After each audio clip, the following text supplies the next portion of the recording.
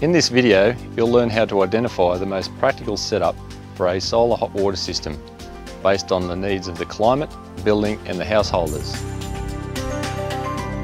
In passive systems, also known as thermosiphon systems, the tank sits above the collectors. Colder water sinks into the collectors, whilst warmer water rises unassisted from the collectors into the tank.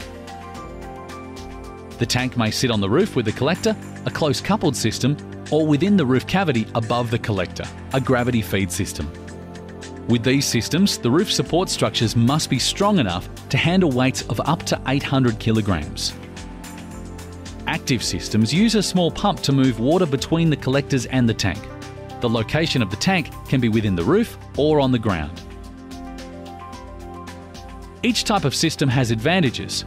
A passive system is space-saving and is easy to maintain with no moving parts.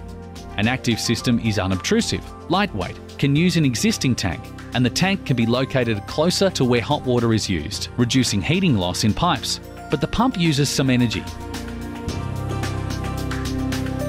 There are two collector types to choose from: flat plate and evacuated tubes. Evacuated tubes have the advantage of receiving perpendicular radiation for a greater part of the day. This, combined with their vacuum insulation, means good winter performance. Flat plate collectors, particularly if purchased as part of a closed couple system, can be more affordable than evacuated tube collectors. However, the prices of evacuated tubes has fallen in recent years. Collectors should ideally face true north in a shade-free position. Facing the collectors 45 degrees from the north will result in only minor reductions in performance. The ideal inclination is the angle of latitude plus 5 to 10 degrees. Sydney's latitude is 33.5 degrees, so an ideal angle of inclination would be around 40. However, plus or minus 15 degrees would still provide adequate performance.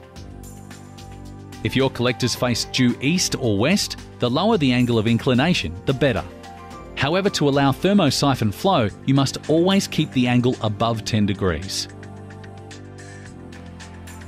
For the correct sizing of your collectors and tank, consult manufacturer's guidelines to see what is best for the climate and household. In places with minor frosts, evacuated tubes may offer enough inbuilt protection. In climates with regular frosts, indirect or closed-loop systems are the most popular and reliable form of frost protection.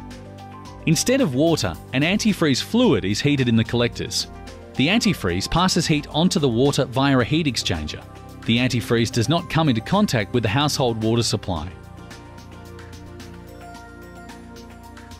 Other frost protection methods are available, such as frost protection valves, temperature programmable pumps, and drainback systems. In an Australian summer, water in collectors can easily approach boiling point. This can cause excessive pressure buildup and can damage the lining of vitreous enamel tanks. The Australian standards state that solar hot water systems must provide over-temperature protection without draining water, so a temperature pressure relief valve is not enough.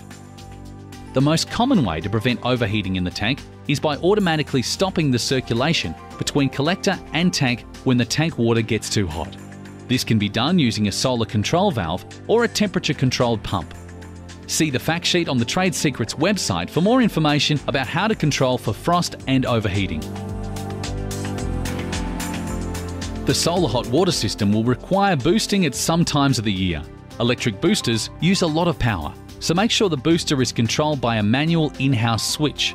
This switch should include a light to indicate when on. Boosters which have no in-house switch or are permanently on are wasteful, as they often heat water to 60 degrees, water which would otherwise be heated by the sun. When advising the householder on their energy tariff options, explain the pros and cons of each option. A regular tariff allows boosting at any time, but it won't lead to a reduction in their bills if their previous system was electric off-peak. Off-peak will be cheaper, but may not fit the hot water usage patterns of all households. If available, extended off-peak or off-peak 2 is often a good compromise. Natural gas boosters have the advantage of lower emissions and running costs compared to electric boosters, and also aren't subject to time of use restrictions. Install a timer on gas storage boosters to ensure the gas does not heat water which would otherwise be heated by the sun. So, select the system for the climate and use appropriate temperature controls. locate the collector and tank to maximise performance, install a manual boost switch, and connect to a tariff which minimise emissions and costs.